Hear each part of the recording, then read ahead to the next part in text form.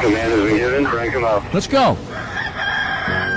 When I say I don't know, I don't know. Let's go, baby. Now, the morning drive. Buckle up, everybody. A little bit of this and a little bit of that. It's a game changer. I listen to you guys every single day on my way to work. Well, again, I'm not a doctor, nor do I play one on the radio. You guys are amazing. What are you doing over there? I'm going to the top. The morning drive with Mike Bagley and Pete Pistone. To the bat balls.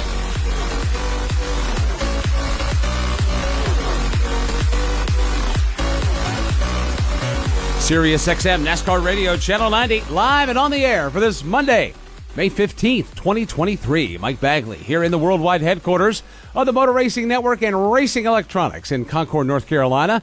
We've got Pistol Pete Pistone in the Paisan Palace in Chicago. We've got Davey in Studio 134, the Beltway Bureau in our nation's capital. We welcome each and every one of you to this Monday morning. Happy day one of the work week to you, Triple P. Well, good morning, Bagman. Good morning, everybody. Happy Monday to one and all. A brand new week here on Sirius XM NASCAR Radio after a Mother's Day Sunday that had a wild finish and a driver go to victory lane for the third time this season.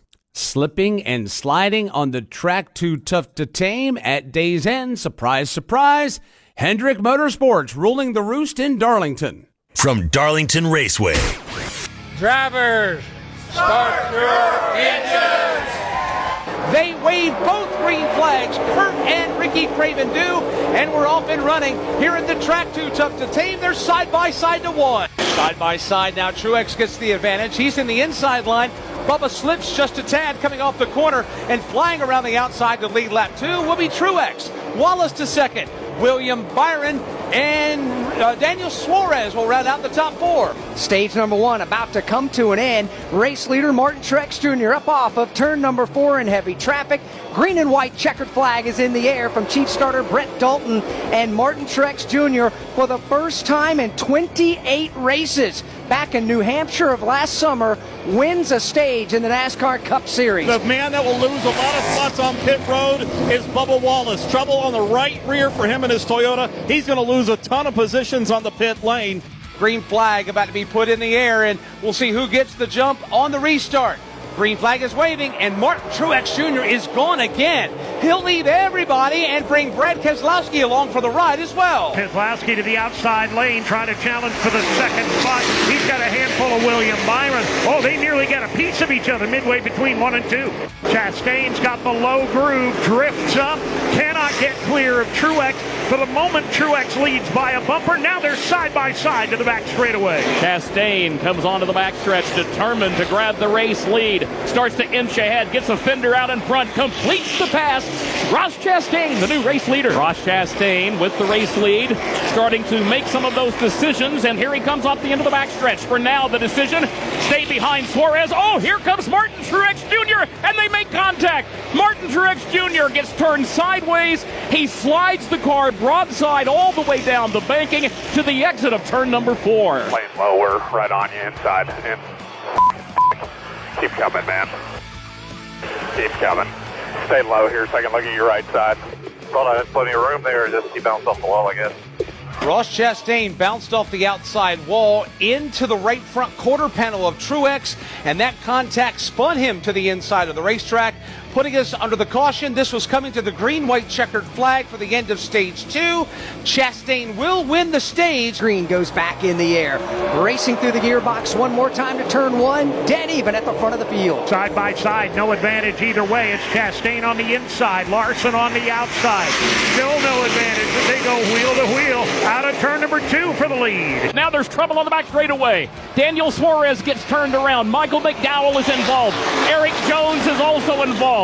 Todd Gilliland's car, Austin Dillon, Ryan Newman, all involved in this incident off turn 2. Green flag is up, and it's Kyle Larson with the jump. He's going to get a huge shove from Kyle Busch. They're trying to rocket past Ross Chastain and others on the inside. Not succeeding in doing that, though. Chastain is right there, side by side with Larson. Oh, they are inches apart through turn 2. Trouble in turn number 3. It's Ricky Stenhouse Jr.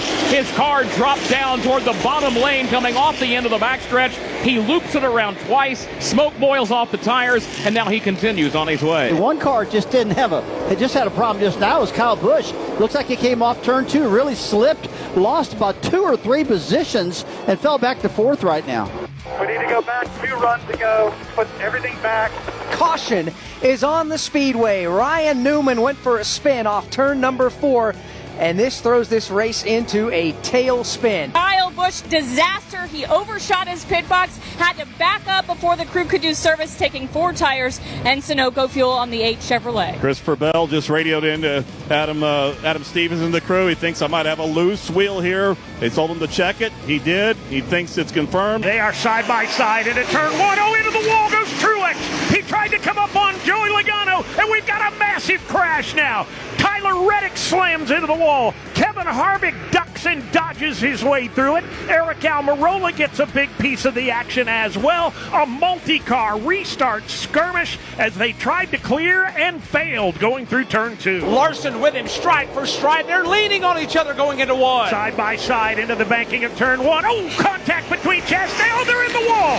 Chastain and Larson are in the wall. Chastain came up. Larson came down. They get together, and the lead 2 are torn up, and Kyle Larson shoves Ross Chastain T-bone style a third of the way down the back straightaway. Why didn't you just run us right into the fence? How does that make any sense? What a hack. Make that 3 races now he's taken us out of. Chevrolet, good job. Good job. 3 races that 1 car is taking us out of. 3 races, Eric Warren. 3 races. Off turn number 4, William Byron to the line. White flag is out. He takes it. Next flag ends it. Into turn 1, and it is bye-bye Byron. Kevin Harvick has fallen back by 4, by 5. He's got nothing for Willie V. Byron off turn 2 for the final time. In the sunshine as the sun sets over turns 3 and 4 at Darlington. Here's William Byron headed off turn 4 toward the checkered flag. Here comes William Byron out of turn number 4 to the chaos of the last few laps emerges as a winner at Darlington Raceway. William Byron gets his first win at the track Too Tough to Tame over Kevin Harvick. Are you kidding me? Yes! Thank you guys! Woo! Hell yes! Awesome job! Way to stay in it! Man, I'm proud of you. For your granddad, for all of our moms, my cousin Jay. I appreciate everybody. Love you guys. Way to stay with it. Awesome job. I can't believe it, man. Thank you guys. That's how it sounded yesterday on the Motor Racing Network. A very eventful day. A day that started off kind of tame. Everyone minding their own business, minding their own P's and Q's. And then the closer we got to the end of that race, that's when the chaos flip got switched and everything started to break loose in that 400-miler there. Petey, your thoughts on the Goodyear 400 yesterday? Well, I couldn't agree with you more. It felt to me like a tale of 2 races. It was the Tina Turner special, right? Started out nice and easy, and it ended rough. It really did. And, that's Darlington. Obviously, the second half of the race, when the emotions get a little more ramped up and the checkered flag gets a little closer, things play out differently on the racetrack. And it's as simple as that. At the end of it all, obviously with William Byron winning, Hendrick Motorsports continues this great run they're on. That 24 team continues their great start to the season. An emotional win, William losing his grandfather earlier in the week, and all that coming together. Rudy Fugle, crew chief, will join us here later in the show. You really can't argue, Mike, that this is the breakout year for William Byron for sure. I mean, we thought maybe that was going to happen last year. He got a couple at the beginning of the year and then sort of plateaued out, came back at the end, but it has not stopped. And certainly, they were obviously the beneficiary of some circumstances down the stretch there, certainly with Kyle Larson and Ross Chastain, who had the 2 fastest race cars. But that's how you win races. You got to be up near the front, and if you're up near the front, you take advantage of things that happen, and that happened yesterday, and William Byron was in victory lane. William Byron almost won the truck race Friday night there at Darlington. Fell a little short on that, but it was still a good run for Kyle Busch Motorsports. But yesterday, it's amazing, sometimes you just have to be in the right place at the right time. Was he going to win the race? Probably not if the 1 and the 5 don't crash. But through those chain of events, he was there to capitalize, and he did. I thought Harvick had a shot for just a moment, but then coming out of 2, the 24 started to hit his stride, and he was slapping those reins. And at the end, William Byron, the first driver to win 3 times this year in the NASCAR Cup Series. His crew chief, Rudy Fugle, will join us later this morning. We'll talk about that big win. I know they're very happy there, but I believe, Pete, that as is the case with some of these good storylines of winners, will be overshadowed by contact with those behind him, or them, as it were, as we speak collectively. It seems to be like every week there's always a different storyline that breaks loose, and it's been involving contact with one driver in particular. Yeah, I mean, the common denominator is the guy behind the wheel of the one car in Ross Chastain. And I know that some folks are going to see that one way and other folks are going to see that the other way, and that's fine. But the only thing I'll keep coming back to, if the sane person is involved in whatever the incidents are, to me, there's something to be said about that. So, and you heard Cliff Daniels, obviously not happy at all with the way that he felt Ross drove Kyle Larson. You saw Kyle not happy at all, basically, as Dave described there in the call, shoving Chastain, T-bone style, down the back straightaway. I was up. I understand it, but I really would have liked to have heard from Kyle. I know he didn't want to talk to either MRN or TV, so haven't heard what he had to say or how he felt about it. And I guess I understand it, but I always like to hear from the driver on the other side. We heard from Chastain. He said his side. But you're right, Mike. And, this is that. I think when you look at the first half of the regular season, the two things that stand out, what you just said, where sometimes the winning story isn't the story that gets the main attention.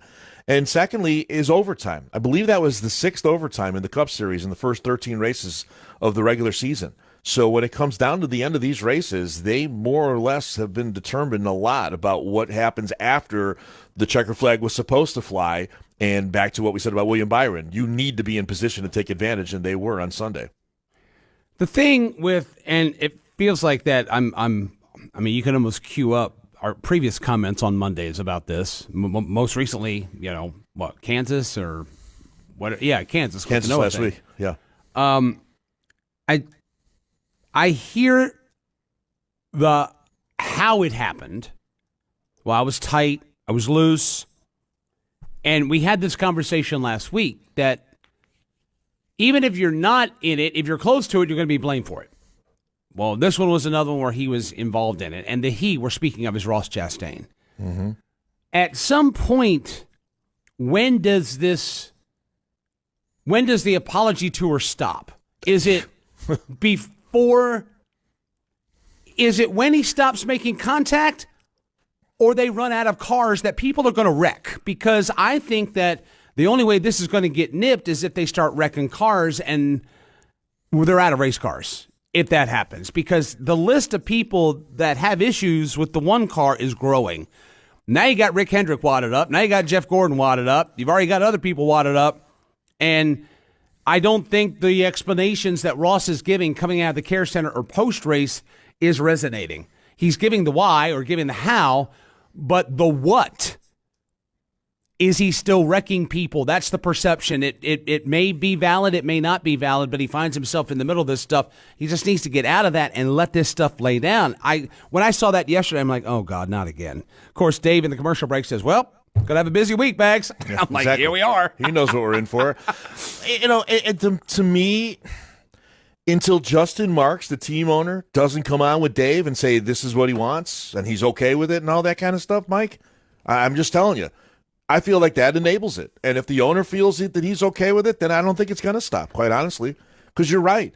Not only are you wrecking other people's race cars, you're wrecking cars that come out of the Trackhouse stable. And if they're okay with it, I don't see how this stops. This story has been going on for, it feels like forever, certainly more than a year and change. Even in a year last year when he was winning races. And that's the other thing.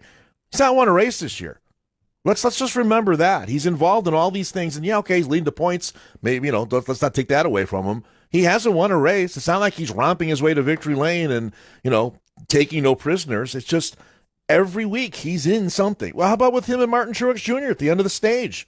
It's kind of another thing when you can look at it. Now, there's another side to this. Now, I give him slack on that one. Well, I was going to say, there's another side to this because he was involved in that one is the point, but I don't know if that was completely his fault. You could look at the Larson thing and say, did Larson pinch him a little bit? I don't know. Maybe a little bit. But the end of it all is, I don't know. If I'm the owner, I'm like, no mas, okay? You got to figure out a way to be the race car driver that you are. That's why we hired you. But to stop putting yourself in the middle of this kind of stuff. And you're right. I heard him afterward when he came out of the care center, and he's very conciliatory and all that kind of a thing. Fine, okay, whatever. We've heard that before, too. So, end of it all, and here's the last point. I don't want to take away from the guy that won the race, to your original point, right? William Byron won the race. It came at the expense of Ross Chastain and Kyle Larson getting together and one going a little bit, in my opinion, over the line, the guy behind the wheel of the one car. Well, the one coming to the end of the stage, and leading up to that, I had said on the air, Ross Chastain is in quite the Sophie's Choice right now. It's like, yes. You're stuck in the middle of this, and it's like you want to save your teammate from going a lap down, but you also want to save yourself and keep the lead and win the stage and get the playoff point. And it came to a head in 3 where he started the run to the inside of Daniel, backed away, the car slides up. He hits the wall, bounces off the wall, clips the 19, and the 19 spins. Mm-hmm. I don't put that one at the feet of Ross. I agree. But the one going into, obviously, the contact with the 5 was enough that it turned him into the fence. Mm-hmm. And that's what triggered all of that. And Kyle Larson is a very mild-mannered, soft-spoken guy. I think that the loudest he's spoken is with his actions after that contact. Oh my God. When he's literally pushing the one crossways halfway through 1 and 2, through 2, onto the back straightaway. That was, I think, Kyle is like, okay, you know what? And what about Kyle Larson? Second week in a row that he had a race-winning car, and then something happened at the end to prevent that from happening. That's got to be a tough pill to swallow. Cliff Daniels was hot at the end of that race.